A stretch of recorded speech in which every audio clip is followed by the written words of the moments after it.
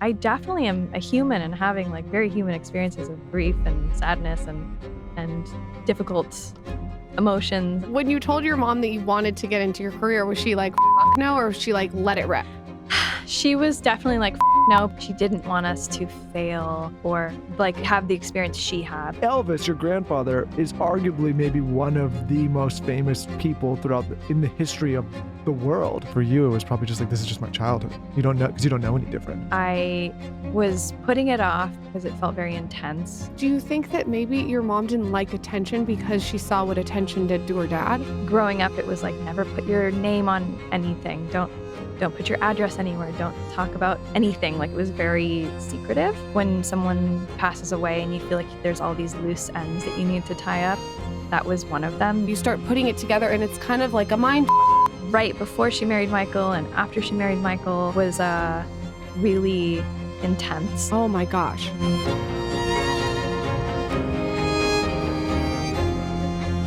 I first discovered you.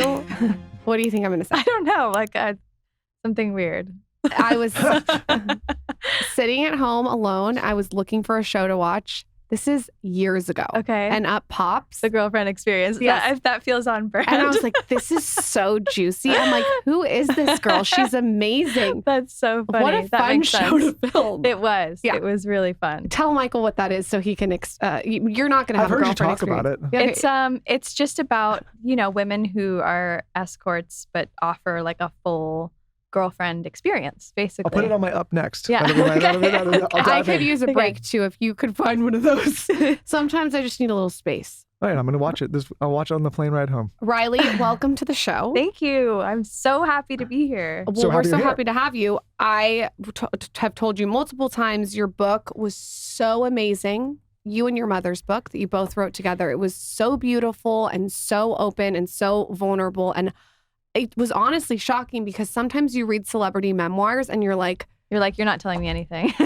I'm not going to name the person that I'm talking about, but Yeah. there is a very famous person that I was just reading her biography. I was so excited to read it. And the whole I had to stop it halfway through, was positioning herself as a hero. There was no like openness about anything. It was Right. just about how great she was, which is awesome. But like, we need to see a little behind the scenes. Yeah. I think that like my mom was so like raw and authentic and herself that the only version of an autobiography would be a version where it was kind of just everything out there. And when I got the tapes that she'd recorded, she'd basically recorded 16 tapes of her entire life story, because she was going to write her own book. And then she passed away. So I got these tapes, and like the honesty in the tapes, she's talking to somebody who she doesn't really know well, who she's planning on writing this book with. And her honesty in the tapes was everything that's in the book. And so I kind of, if she didn't want it in the book, she wouldn't have said it in the tapes. So I think that she had always just planned on being really, straightforward about difficult things like her addiction and her, grief and the loss of her father. And I was quite surprised at how open she was willing to be. How did you even go about listening to those tapes? Was it, you mentioned off air, you had to like pace yourself into it?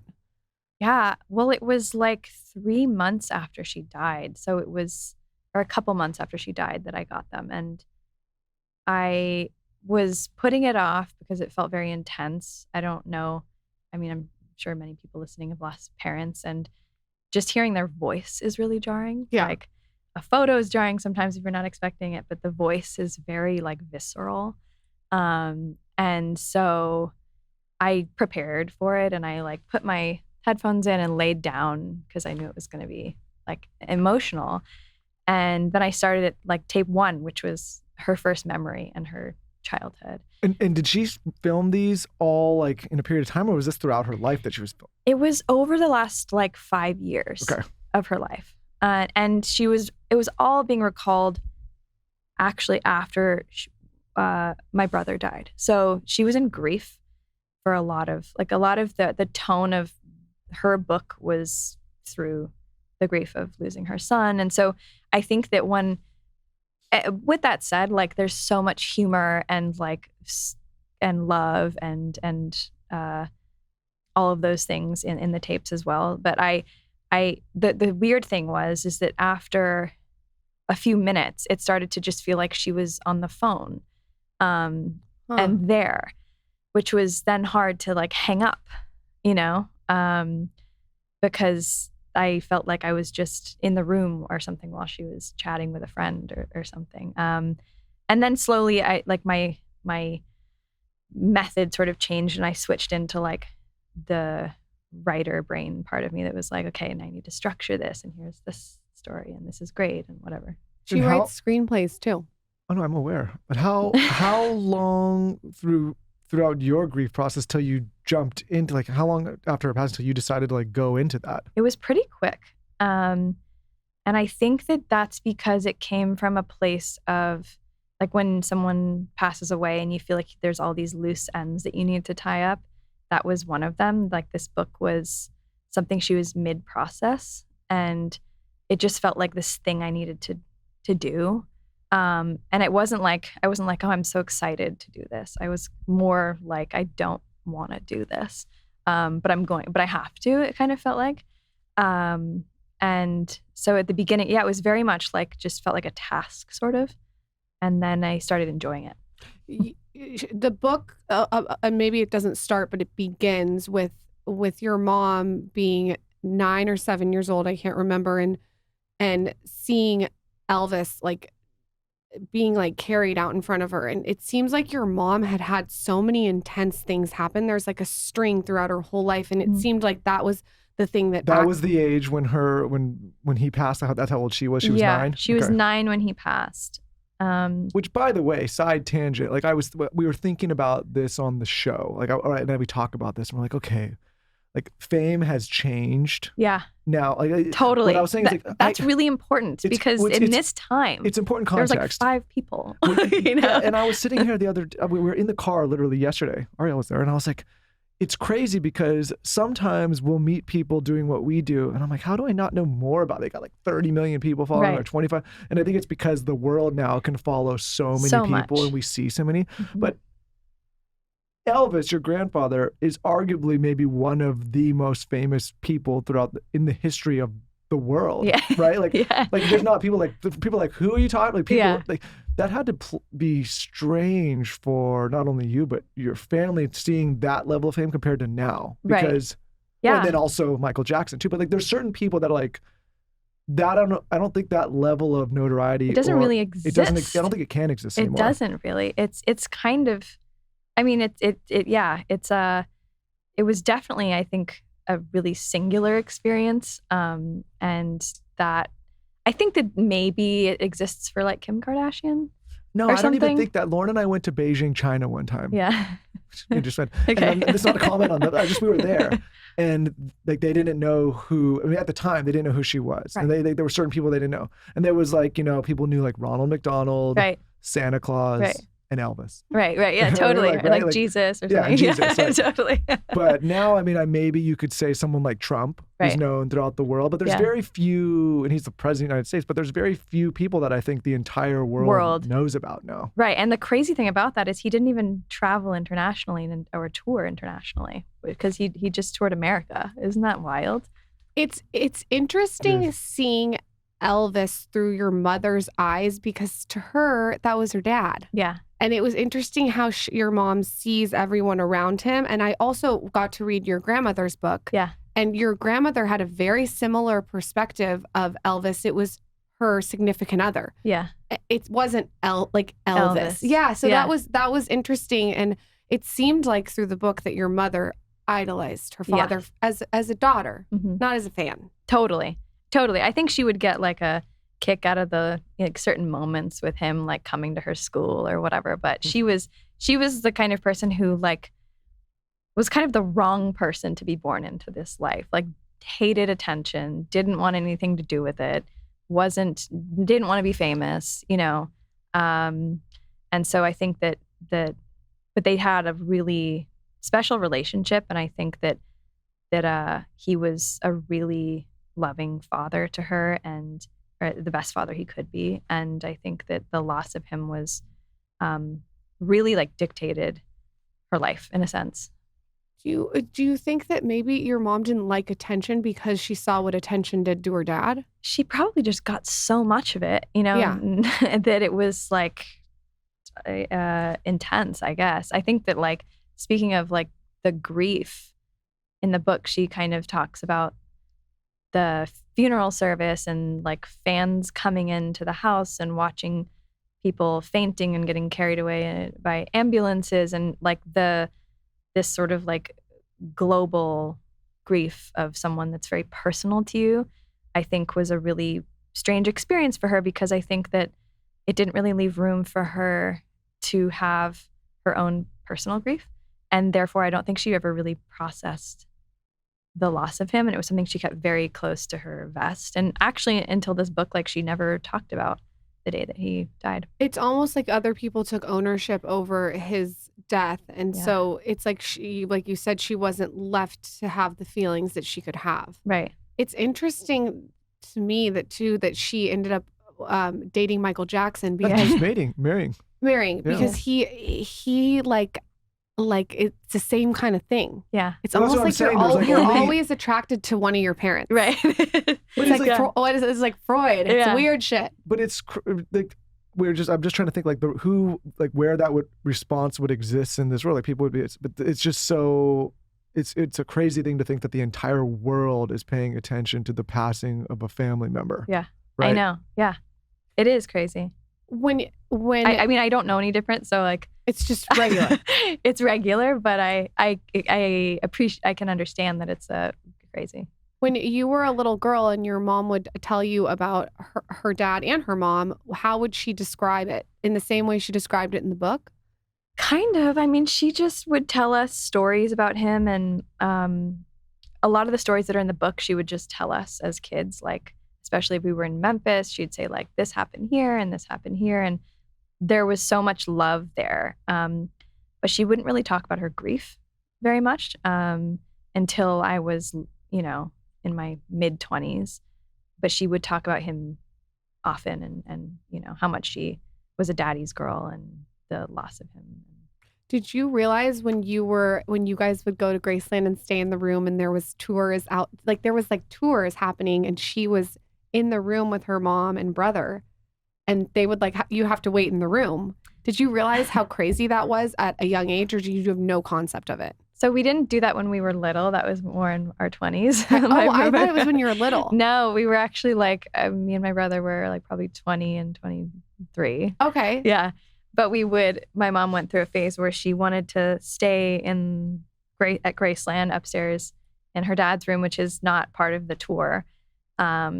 And if we didn't get out of there early enough, then we would basically be stuck there until the tours ended. So the security would kind of like bring us McDonald's or whatever. Did you understand like that, like Graceland when you were that age? Like, did you understand why there was people touring it? Did you understand how people were so like attached to the story of it? I don't think there was ever a point when my mom like had a conversation with us. I think it was just around always. So I think that I never know how to answer this question because it was just something that was normal to us.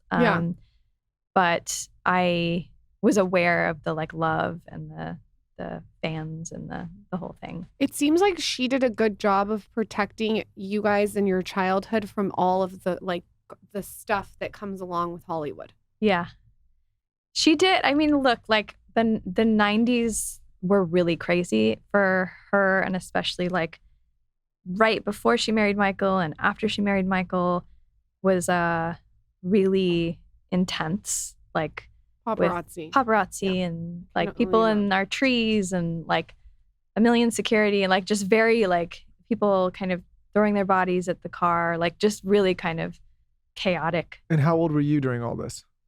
Probably like when I was born until, well, probably like 3 until 12. It was the craziest.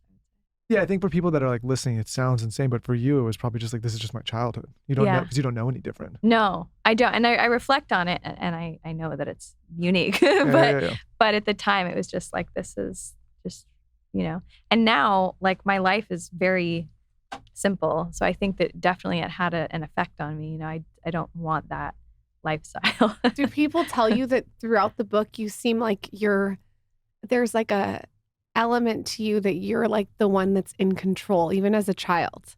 Like you seem like you're organized. You seem like, in a way, like a little bit of a parental energy. I definitely felt that. Though my mom was very parental and very maternal and strict, and like very much our mom. Like, we'd never talk back, and like it was very different kind of parenting than there is now. But there wasn't gentle parenting. There wasn't gentle parenting, though she was really loving. She was firm and very. Well, I think you could be loving and firm. She was. You know what? She was loving and firm. I actually think it was very effective parenting because we all turned out pretty great. Like, I would say like this we about, have good manners. We felt really loved. Like, I loved my parents, while at the same time I was also scared of them. Yeah, like yes, me and my husband talk about this all the time. Yeah, I don't think that's a bad thing. Yeah. Right. I look, like, I wasn't scared for my safety. I will say I was scared that my mom had a sort of Southern, like, mama strength where we would never. So I have friends who grew up calling their parents names and stuff like that would have never flown I did that in time. My house. One time to my dad. And I'll just say that was the first and last time I ever did it. Exactly. Yeah, that wasn't fun to see you after that. Also, my mother was like a black belt in Tung Soo Do, so she would just, they're just like, I watched her one time break a brick with her head. And I was like, never mind. Exactly. It seems like that you had such a good experience with Michael Jackson. And you talked, like, it seems like he seemed like a great guy. Is that correct? The only context in which I can talk to him about is like my actual experience as a 6-year-old. And in my experience as a 6-year-old, he was my stepfather who I was really attached to and I really cared for. And, they were very much married and very much a sort of normal couple, even though that sounds, I know that's, people have a hard time conceptualizing that but it was very like they would stay in the house together and would take us to school, and so it was very like normal. And I think at that age, my mom had multiple partners, and I did find myself being emotionally attached to almost all of them, because it's like, I don't know, there's like someone in your house who's caretaking, that. Yeah. So I did feel close to him, and I did really love him. I understand that. My dad had, if he's listening, sorry, he had a lot of different mates. Right. And you form like a bond with them, even if it is for 6 months. Yeah. Or 6 days. Yes. Daddy. Yeah. I know. So I understand that. Yeah. At what point of your childhood did you let your mom know that you wanted to go into the career that you're in? And was she like, no, or was she supportive? Side note, is it weird for my wife to still call her dad daddy? I don't know. Yeah, I call him daddy. I think it's okay. Yeah. My dad's in my phone as daddy. Right. Yeah. And you like when I call you daddy. No, but they want you to now. I'm like, no. I'm like, I don't know. I think you have to choose one or the other. Yeah. I don't know. Papa? Papa and daddy. Big Papa. Big Papa. Right. Or I could call you little Papa. No, that's even worse. When you told your mom that you wanted to get into your career, was she like, fuck no, or was she like, let it rip?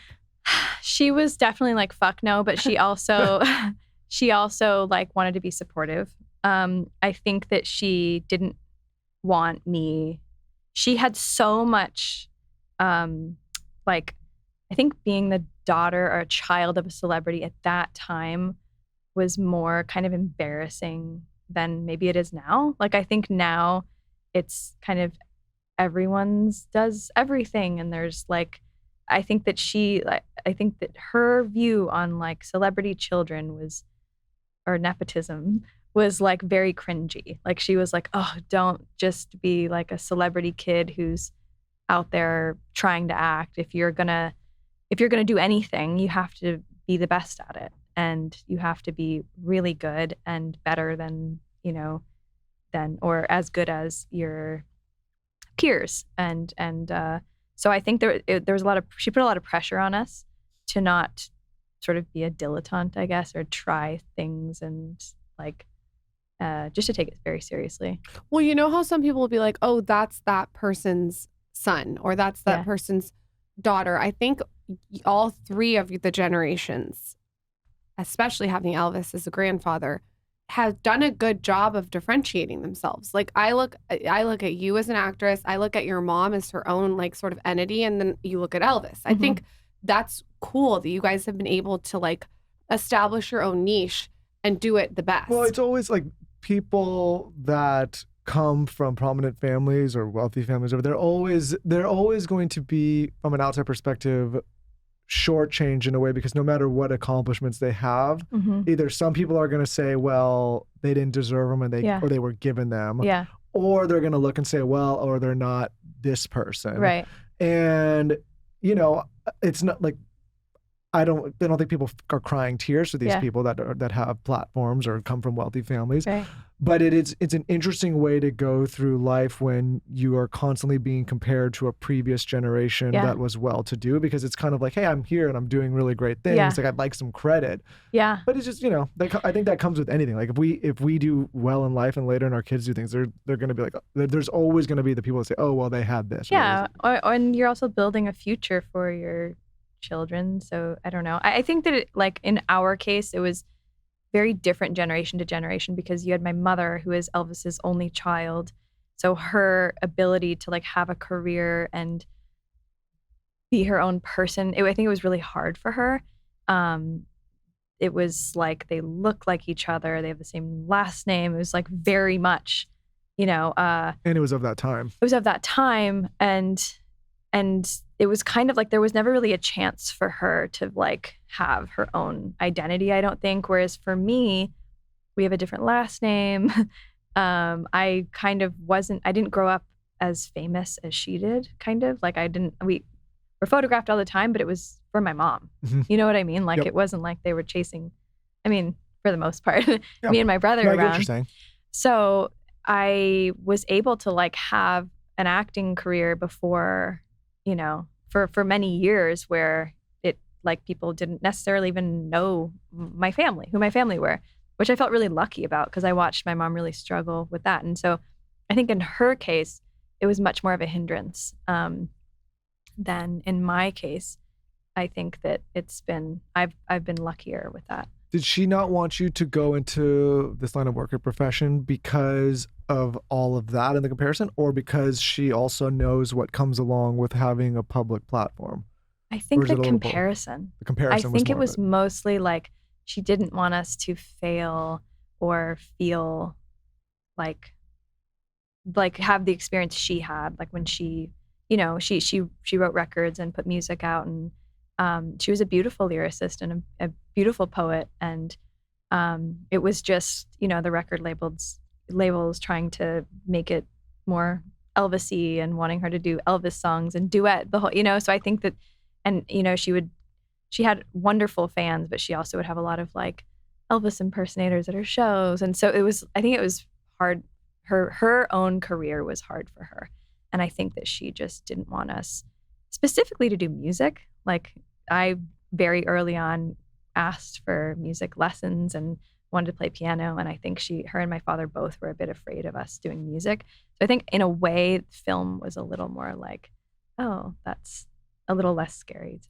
How crazy would it be for her to see this book, though, that stood on its own two legs, nothing to do really with Elvis? It's you and her. Yeah. I think she would have been really like blown away by it, because she was actually incredibly insecure and like didn't really feel deserving. Like she felt it was interesting, because she was extremely strong headed and strong-willed and tough, but also really fragile and deeply insecure. So I think that she would be truly shocked that the book was a bestseller, that she, that her story mattered, that people were interested in her.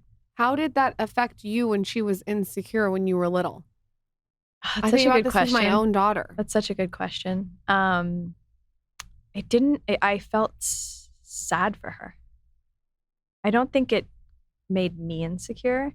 I think I felt a sadness for her, but it was crazy because she was really insecure about her physical appearance, and she was so unbelievably beautiful. Like, one of my first memories of her was her putting on her lip liner in the mirror, and I just remember thinking, she was 28 at the time, and I remember thinking that she was the most beautiful woman in the world. Like, she was, her whole life so stunning, but in that particular era, to me, like, she was like just like beyond beautiful, and she was just, never saw a photo of herself she thought was pretty. I think I just felt sad. You seem so secure and confident. So it's interesting, and throughout the book you feel that too. Like you just feel, to me, like you feel secure even when you're little, when you're talking about yourself when you're little. Maybe it's like because I felt really loved. You know? I don't know. I do feel secure. Yeah. Of course I have, like, I'm human, and like I feel insecure about many things, but I would say for the most part there is truth in that. And I think that maybe I was raised by parents who were like unconditionally loving, you know? And what's so cool too is about how your dad and your mom were able to maintain this beautiful friendship throughout. I mean, I've barely heard that in my interviewing everyone. I've never heard that. I know, it's really impressive. And I think that, like, that was also really dictated, like, the way I approached relationships in my life. And I would, like, my parents basically got divorced, and when I was 6, and then on and off lived together. And then until she died, basically, he was there with her in the house. And I think they just tried to, like, they were very platonic. I asked her at dinner, like, a few years ago when the last time they hooked up was, and she was like, it wasn't, it was in like 98 or something like that. So like, they it was, mostly just like drifted into friendship. They just drifted into friendship, and they were awful married, I think, but they were great as friends. And he would live in the back house when she had different husbands and boyfriends, and I think it was uncomfortable for a lot. He was fine. He was fine. I think some of the boyfriends had a hard time, but he was fine, and we were fine. I mean, we were, really lucky, I think. And are you still, like, have a great relationship with your dad today? Is he so proud of the book? He also grew up in a time where, like, our family story felt so protected. Like, it was like, growing up, it was like, never put your name on anything. Don't put your address anywhere. Don't talk about anything. Like, it was very secretive. So I think he still has a lot of that, like, it's like very unnatural to, like, share so much. And what, I mean, outside of the obvious reasons for safety and stuff, like, why did the family feel the need to be like that? I don't know. We were just raised that way. I guess it was safety mostly. Mm-hmm. Well, that makes sense. Yeah, safety, and probably just, again, I think celebrity at that time was much more private in a lot of cases, where now everyone's just shares kind of.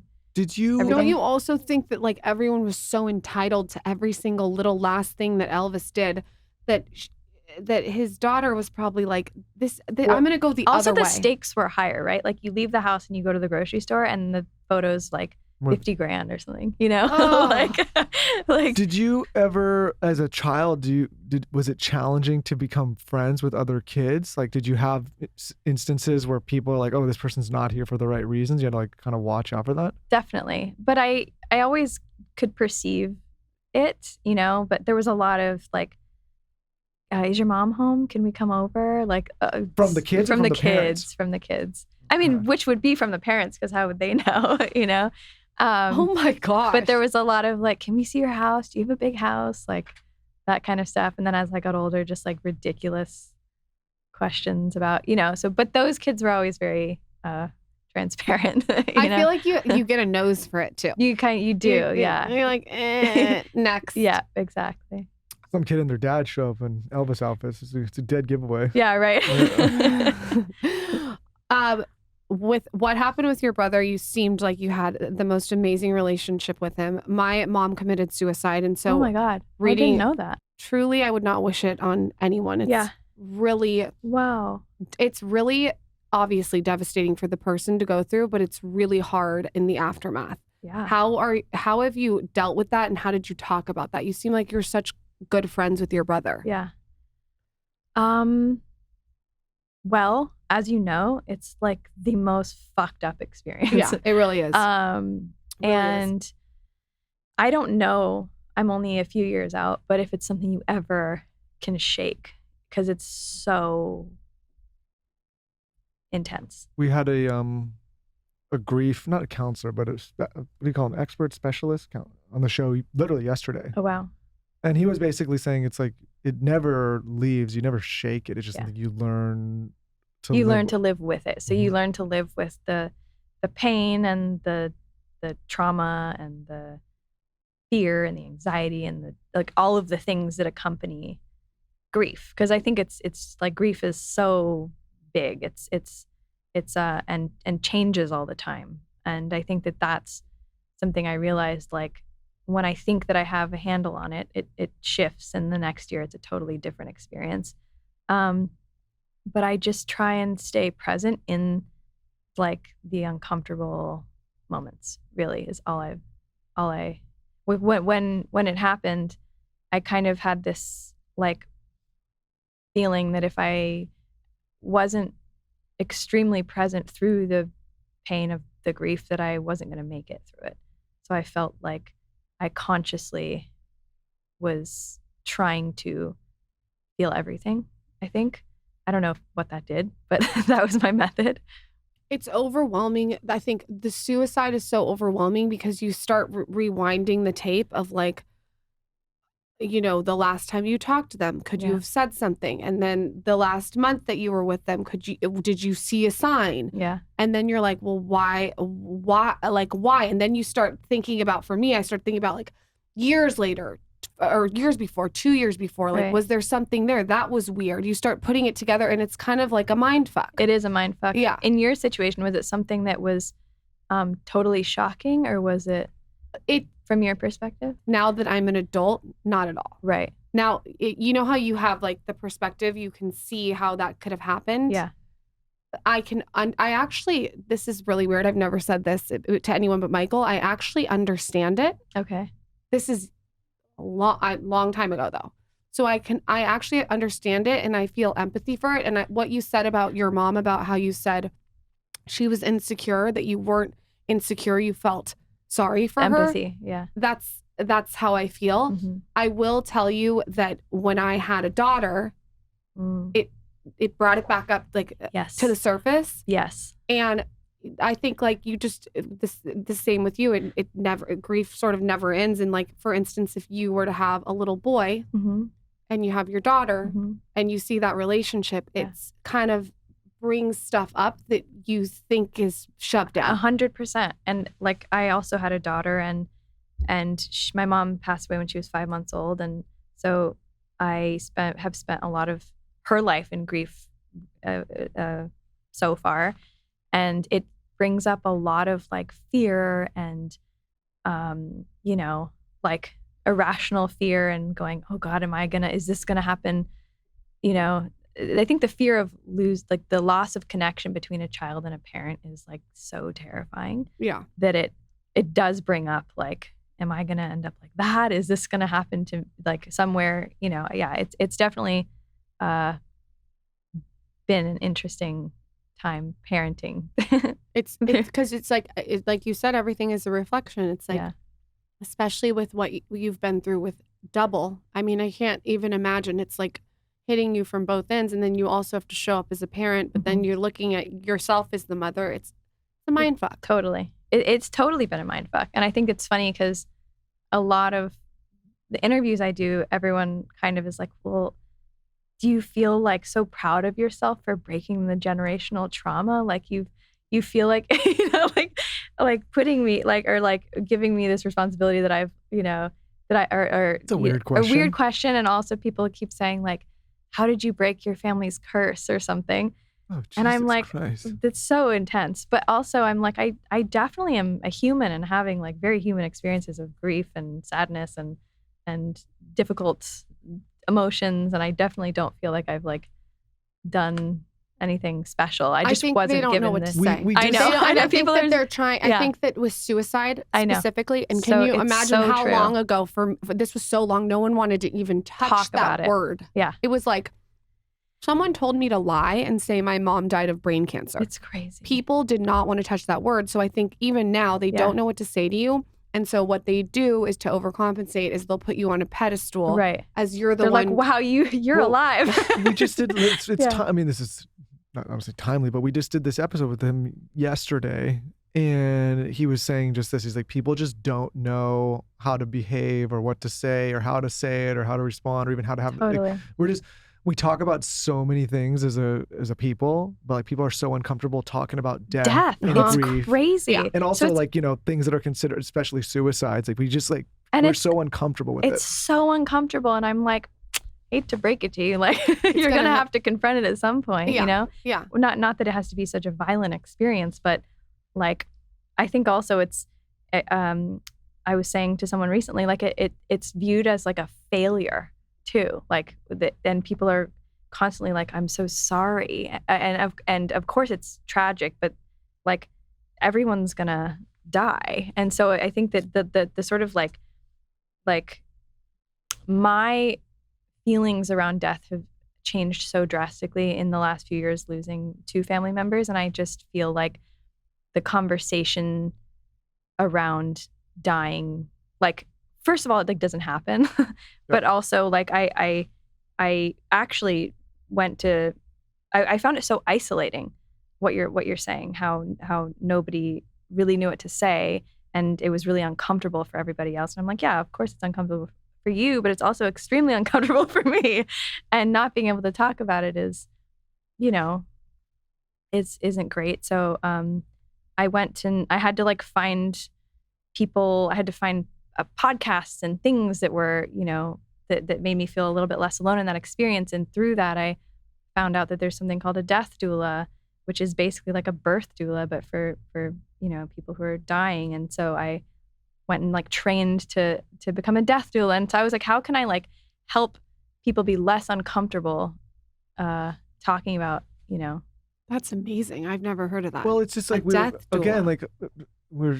We were just talking. I mean, this is a universal thing that everybody is going to experience Yeah. at some point, whether it's to a loved one or to a friend or to yourself. I Obviously, think to though yourself. Like yeah. nobody's with escaping it. specifically Yeah. with suicide or drug addiction, death. They Sorry, I wasn't saying suicide. Or No, I know. death, but No, was no, saying I'm just just death No, in we saying general. kind of they went don't- like totally they just off don't course. even know what to say. Yeah, I think that suicide's really specific because people are really afraid of it. And Yeah. it feels really violent and like, I don't know, people just are really, really scared. David There's a taboo around it Kessler. too, There's a right? taboo. Didn't he say Oh, were yesterday? you with David Kessler Yes. yesterday? He's my grief therapist. Oh my god! Oh my God. Yeah, That's that's amazing. who we were with yesterday. Yeah, awesome. Yeah. He's See, amazing. so I found him. And he was the only person I could find. And I called him and I was like, can you please He's come help amazing, my right? family? And I bet he was there a second. He drove over from wherever he lives and he was like, I can be there tomorrow. Like, I was like, please mop us up. You know off what's the so floor. crazy? And Some, he really helped. He some really people helped. you meet like that, and we do a lot of these shows, obviously, and sometimes you meet some people like that, and you're like, that is like a good person. Yeah. Like just like a good person. The most amazing thing was, so I found him because like, I don't know what I searched, but his name came up. And I showed it to my husband and I was like, find him. Like, I don't know how, because this was days after. Is your husband like Dog the Bounty Hunter? or Yeah, something, or what? literally. And we were in such a state of shock. This was right after my brother passed. I literally couldn't lift my body off I would just lay on the ground in the summer and I couldn't get out of bed and my parents were just like destroyed. And so he reached him and I was so surprised that he was so like responsive. Like he wrote back in a few hours and then he was like, I'll come over. And so he came over and he did his grief therapy and talked to us. And when he left, I was like, how do I pay you? And he was like, I don't charge.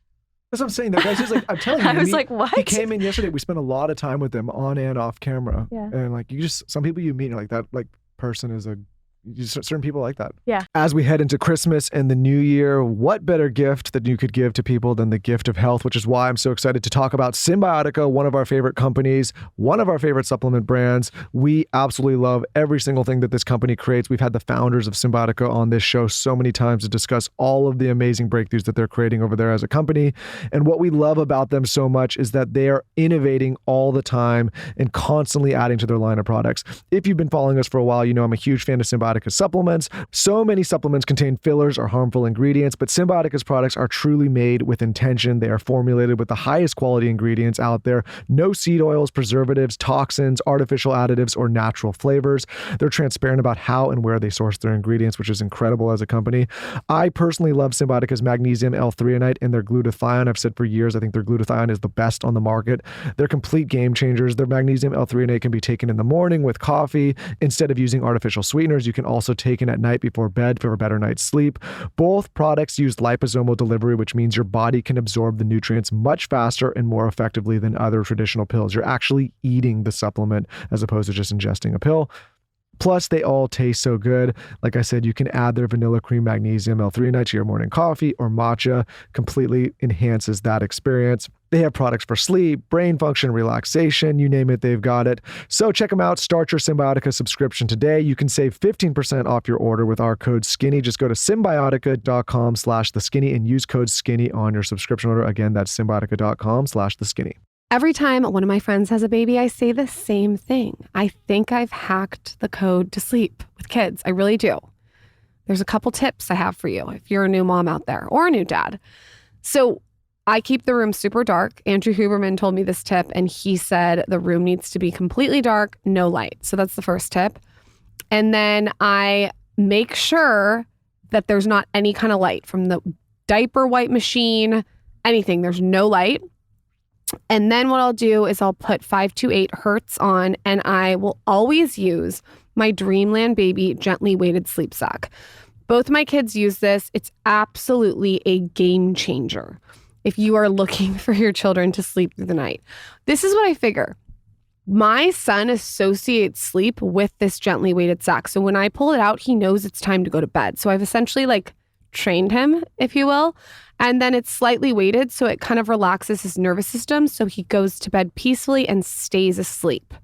I am such a big fan of this brand.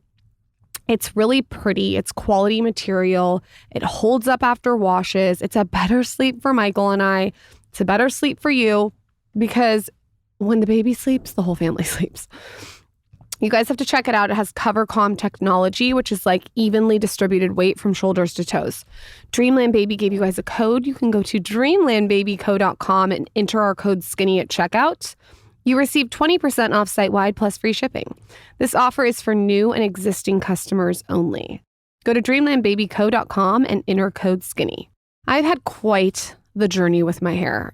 It was shedding after my first baby, and I really took matters into my own hands. So things that have helped my hair are scalp massage, a lot of scalp massage. I do it all the time. I think that stimulates growth. I also do microneedling on my scalp. I do it myself at home. It's super simple. It just really helps grow the hair. And then also I eat a lot of organs. So I'll eat my ancestral blend of meat.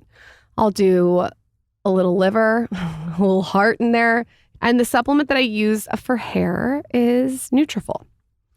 So if you have hair thinning, if you have shedding, hair issues, if you're like me and you just notice little pieces of hair on your silk pillowcase, this is a good one to try. It has a really proactive approach and it targets the root cause. If you haven't heard of Nutrafol, it's the #1 dermatologist recommended hair growth supplement brand. It's crazy. It's trusted by over 1 million people. They're seeing thicker, stronger, faster growing hair with less shedding in 3 to 6 months with Nutrafol. For me, I saw less shedding. That's been the biggest game changer. And my hair has never been thicker, and I'm not wearing extensions anymore. So that has been a really fun thing to watch and experience. It's 100% drug-free ingredients. Nutrafol supplements support healthy hair growth, just targeting everything from within. Whether you're gifting yourself or a loved one, you guys can give the gift of great hair growth this holiday season. Right now, Nutrafol is offering our listeners $10 off any order. Enjoy free shipping when you subscribe. Go to Nutrafol.com and enter promo code SkinnyHairGift. That's Nutrafol.com, spelled Nutrafol.com, promo code SkinnyHairGift. Go to Nutrafol.com and enter promo code SkinnyHairGift. The book that helped me with my mom's death the most was You Can Heal Your Life by Louise Hay. Oh, wow. I'm talking to him yesterday and I'm like, your energy reminds me of Louise Hay. Yeah. She's dead now. Yeah. He's like, Lauren, I wrote a book with her. That's amazing. He ran down to his car.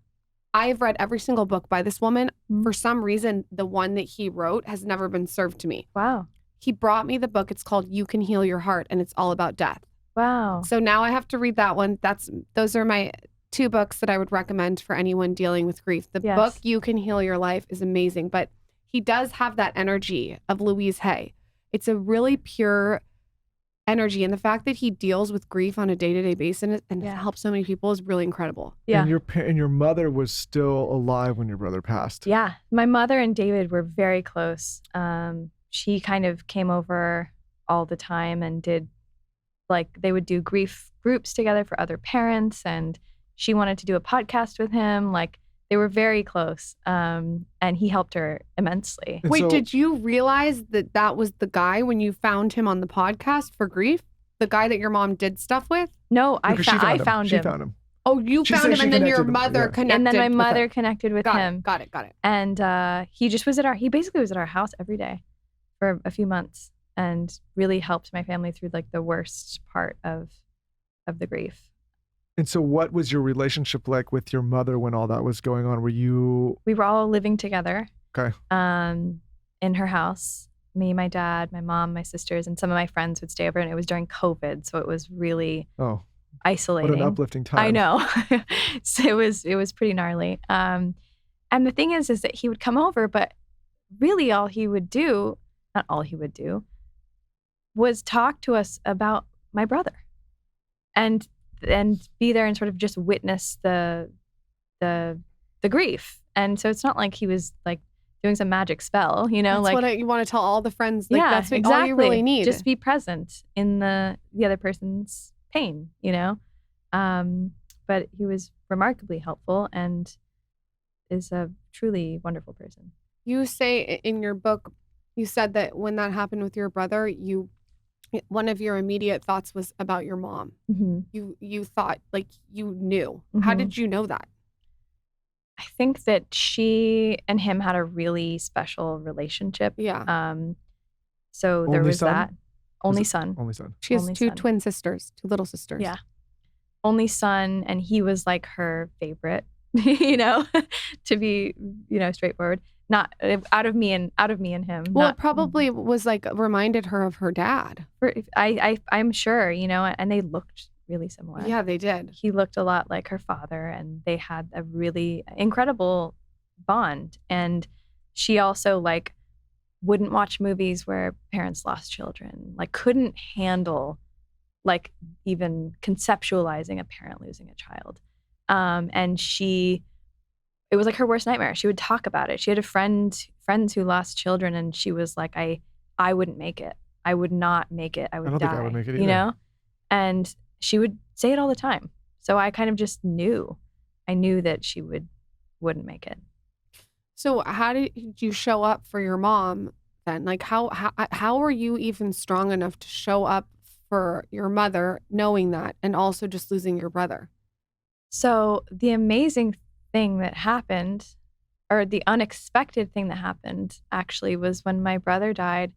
I was like, we were all grieving differently, of course, but I needed help, like, from them. And I was really not doing well.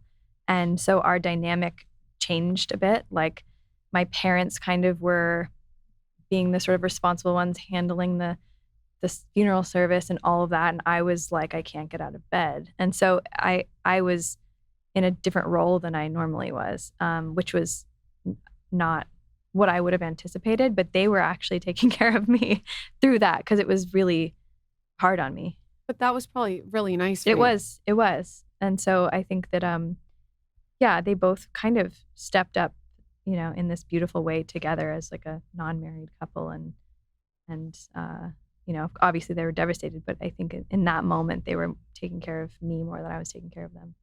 How has your husband supported you? It seems like you have a real solid relationship with him. We do.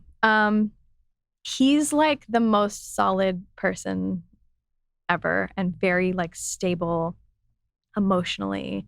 It's amazing for you. Yes. And he feels sort of like an angel in a way that I was kind of given to help me through all of this stuff. Better talk about me like I'm an angel.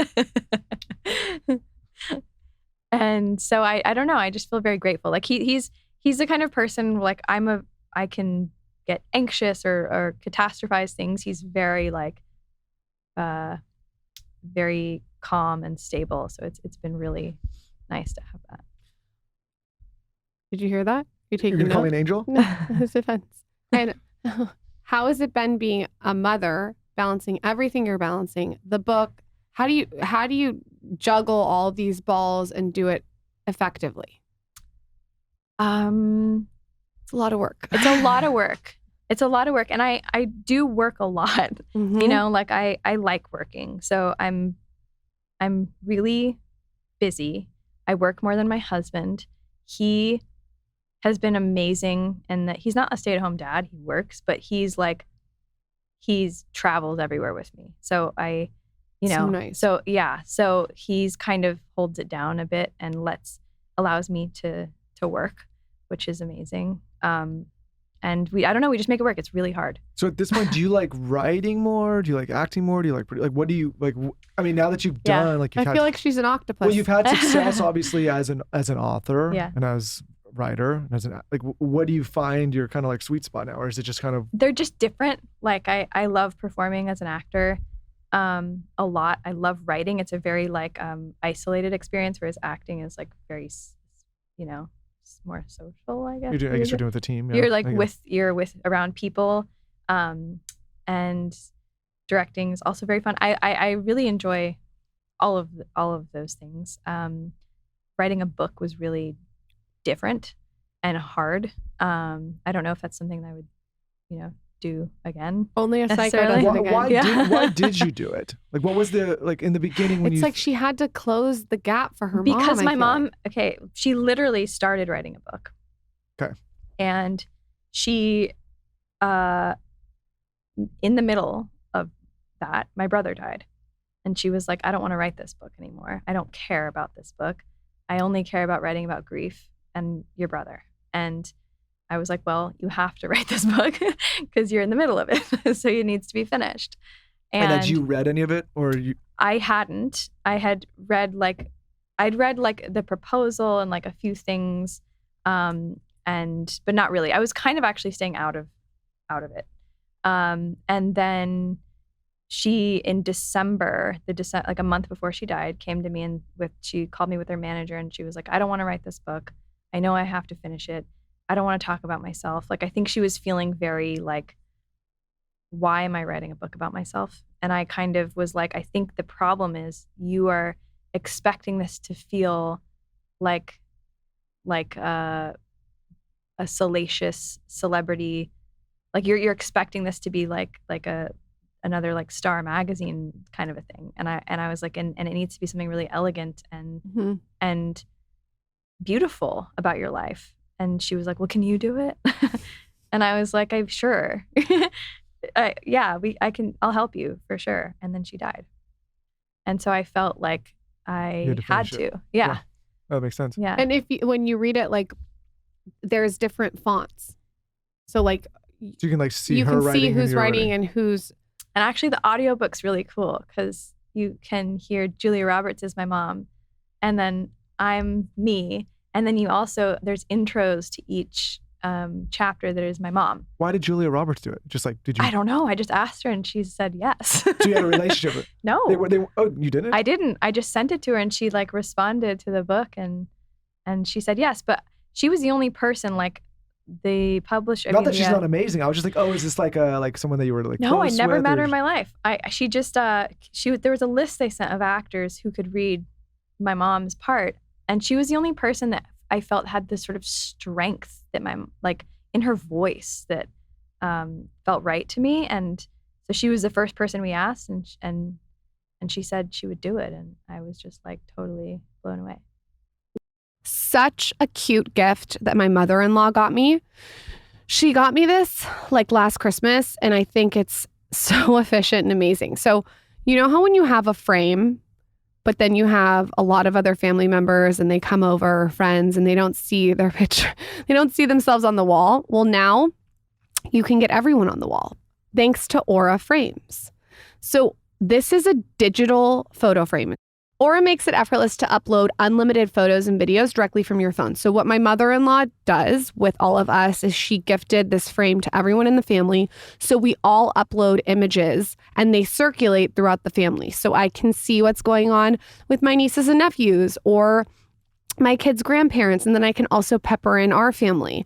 And so when anyone comes over, everyone has a picture of themselves. It's amazing. It's in my guest room. I also have one downstairs in the family room. My kids absolutely love it. It's white. It's chic.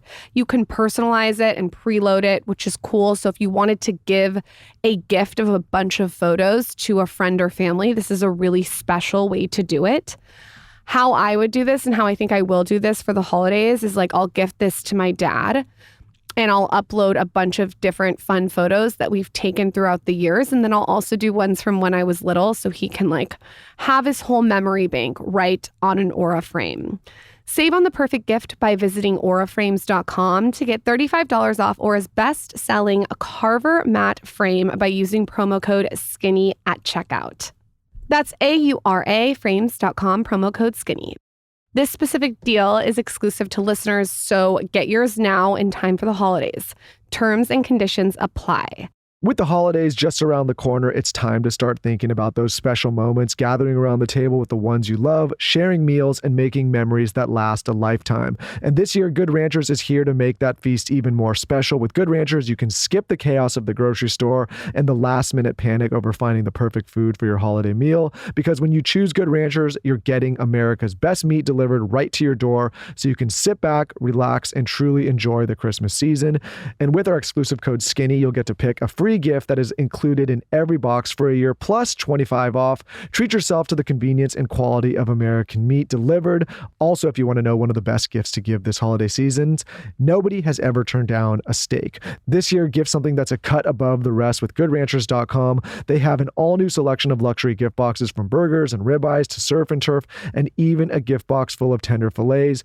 Good Ranchers has a gift box for everyone on your list. Send them a box of meat. What we love about Good Ranchers is there are no antibiotics, hormones, or seed oils because it's local. You can trust the American process. It's steakhouse quality. The meat truly tastes better and you won't want to go back. And of course, it saves you time and money. All the cuts are pre-trimmed, which makes meal prep so easy. We absolutely love this.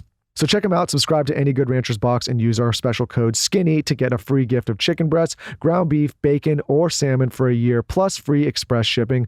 Again, head to goodranchers.com and use our code SKINNY. When I make a bed, I like different textures. I don't like all the same texture. So I'll mix in like a waffle sheet, linen, cotton. I like to have different fabrics and feels. That's really important to me, and I think it makes it feel really luxurious. So there is a sheet that I've talked about on my Instagram story that's a waffle sheet. It's available at Bloomingdale's. It's by Brooklinen. You guys have heard me talk about Brooklinen before. And basically, Brooklinen is known for offering luxurious hotel quality sheets at an accessible price, which is really nice. So I can switch it out and play with it. Everything's minimalistic. It's modern design. It fits seamlessly into your home. But most importantly, you can like experience with different textures. They have like a luxe core sheet set that is 480 thread count, and that's going to give you a soft, buttery feel. The one that I have is the white waffle sheets. They also have beautiful, super plush bath towels. All of these make incredible gifts, and you're giving the gift of luxury. Who doesn't like that? The brand has over 80,000 five-star reviews, which is incredible. Right now, when you shop Brooklinen at Bloomingdale's online, you can use code SKINNY20, which is amazing, for 20% off. That's code SKINNY20 for all show listeners to get 20% off your purchase. Go stock Brooklinen at Bloomingdale's online. What has surprised you the most after this came out and it's become such a huge hit? What are some things that have surprised you about it?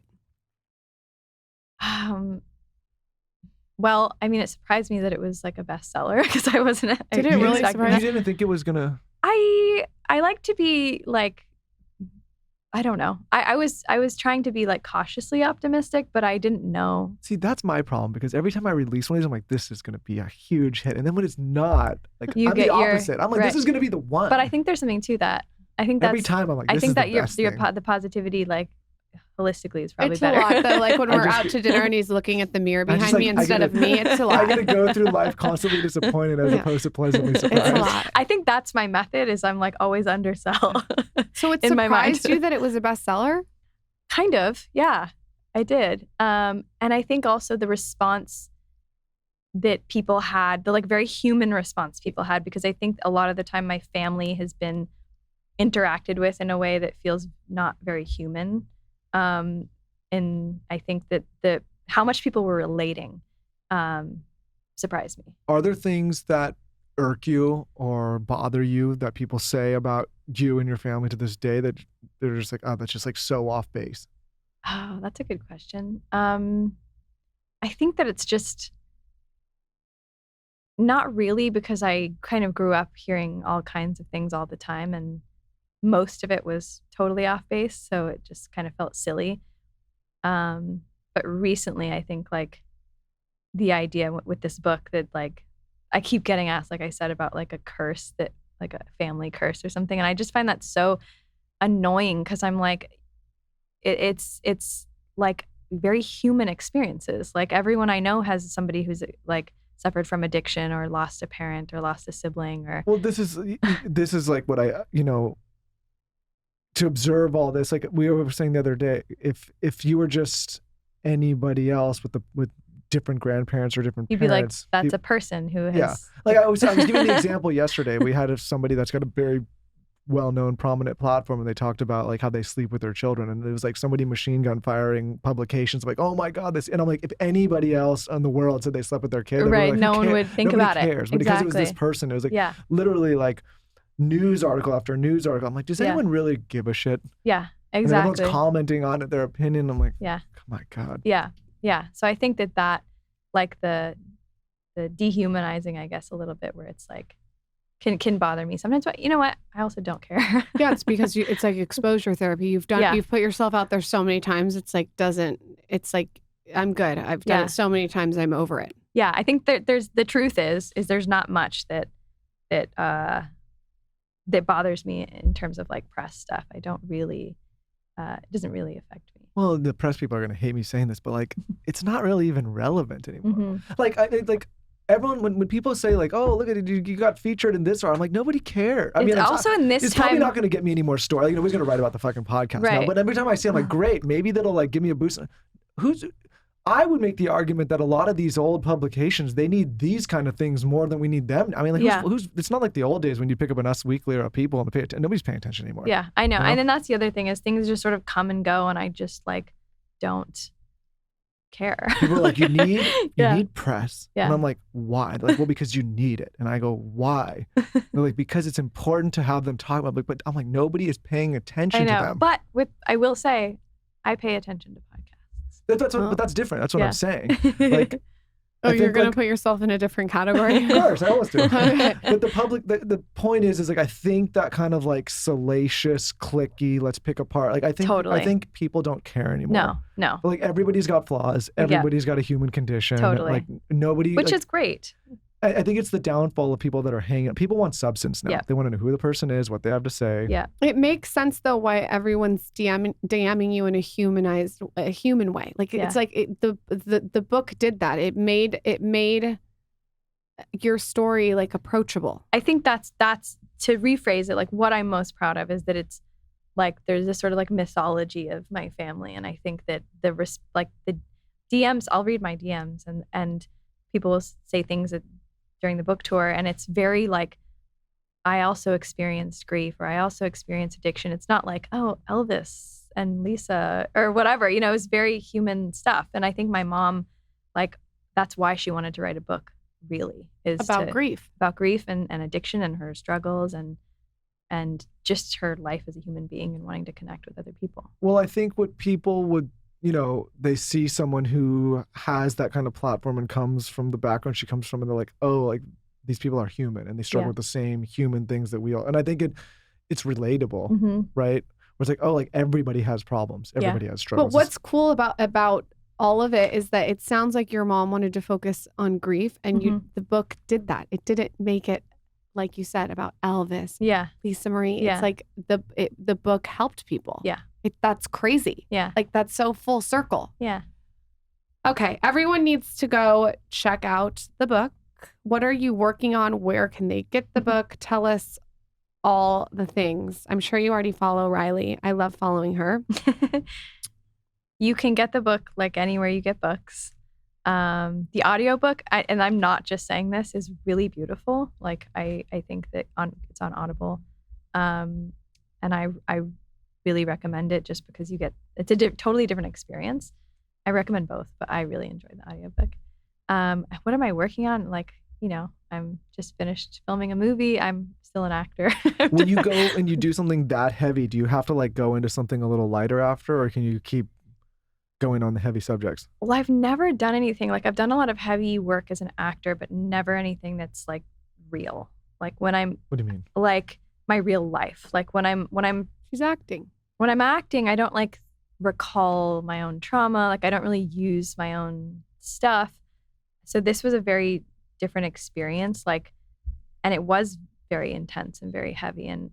So honestly, I was like very happy for it to be over, and I was happy to be done writing it.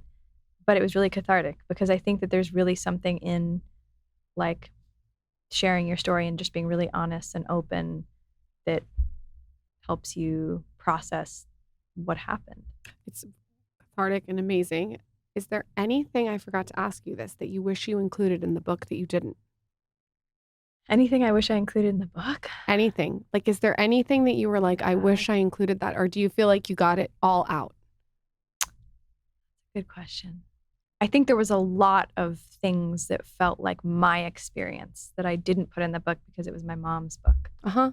Makes sense. So there were moments where I was like, I want to really share this thing, but that's for another time and place, and maybe for my memoir when I'm 80. Maybe you and your daughter exactly. That's will a good write idea. a memoir together. That's a really good idea. And she can do the same thing that you guys did. Don't you think it's strange when people write a memoir when they're 35 and they're like still going? That's why I didn't write my memoir. I just like you focused have it on in her. Because there's some people that are like, this is my memoir. And I'm like, dude, you're 35 years old. Like you gotta keep going. I know. And that's another thing on this press tour. People keep asking like, when's your memoir? I'm like, hopefully not soon. I feel like we gotta mix the questions up with the press. I know. Like in my memoir, Lauren, we gotta get creative. I agree. In my memoir, I would like, because I fantasize, I'm like, one day. When are you gonna write a memoir? Well, so I'll tell you. So, but this would be like, we would be like 20% into the story in my memoir at this point. Okay. 20% like we'd be like, if the book was 1,000 pages, this is like page 200. Yeah. That's my hope. Okay. So that I got like 800 more to go. Wow. And I'd be like, there was this one old time when I used to talk on this microphone to people, but it would be like a blip on like the thing, because I got a lot of shit I got to keep doing. Okay. I can't wait for that chapter. You can make it. Maybe I'll do the commentary. That would be cute. Yeah. Well, let's see how long you make it in the memoir. Like, hopefully you can get past the 20%. Are you in the memoir? I think I'm on every page. I can't get away from the memoir. I'm on every fucking page since I was born. You guys have been together for a long time. So. I was thinking about this as you were talking. Let's just make it about me for a second. Okay, please. I'm enjoying this. I was thinking about this as you were talking. I was like, well, you got to listen to your mother talking in these tapes. And then I was like, holy shit, like, our kids could potentially like listen to it all sorts 100% they shit. will. Yeah, that's kind of creepy. They will. They'll listen to every single thing. Like if my mom had hosted a podcast, I would definitely be listening to every single There's like 800 episode. things they can hear me. So be careful. We gotta delete all the sex ones before I go. Yeah. Before they're able to. Hopefully my son or my daughter, like as I'm like, they can like help me finish my memoir too. Yeah. If you're listening to this, son, in 20... It's not about your memoir. 2016, you better help me. But you know what? You reminded me, like, something that was so special was having all these hours of my parent telling their whole life It's story. amazing. And I'm like, everyone should do that. Do you know how bad I wish I had that? You are so lucky. Everyone should just like You're take so their lucky. parent and give them a day and be like, okay, let's start from the beginning. You know what we've thought It's about hard doing? to get some of them to focus. I know. I'm like, Dad, You know what we've thought about doing? Daddy. But I think Little oh my Papa. God, Daddy. Big Papa Daddy. we've thought about doing this, and I want to do this, but anyone can do this because podcast equipment these days, or just even recording equipment, is not that Yeah. expensive. I've thought about with Lawrence sitting each of our parents down Mhm. and doing what we do, but not releasing it. But You for like 4 absolutely hours, should. and actually conducting an interview with them about their life and going Yeah. through it. You don't have to release it, but I think like To anyone have could, it. yeah, everyone could do that with I their mean, parents. most people like that lose a parent have the voicemail. Yeah, I know. The fact that you have all of those tapes, I'm sure it's like, it's also, there's different dynamics to it. You also feel a lot, but it's Yeah. amazing that you have that forever. Yeah. But if you think about it, like people can just buy equipment and sit down with their parent and like record and ask them things about their life. I think it's like a good thing to do. It's a great thing to do. I, for some reason, feel a documentary. Do you think a documentary is going to happen? I the memoir? would be open to it. Yeah. Because I'm a movie person. know. So like that's more my, I don't know, like exciting. I mean, I love books, but I think that the idea of a documentary like would excite me. It's not something I necessarily would want to like direct because it's so personal, but I think that I would be open to it. When I read it, I'm telling you, I was like, oh my the gosh. phones are going to start ringing. That's for No, sure. they're already ringing, Michael. She's Oprah's book club pick, #1 national bestseller, as well as a New York Times bestseller. Go buy the book From Here to the Great Unknown.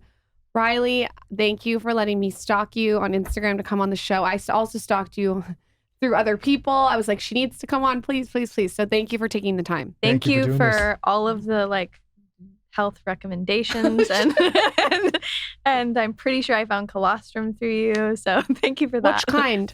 I, From the tit or from the no, skincare? was or from it cowboy colostrum? Did you post that? Armra?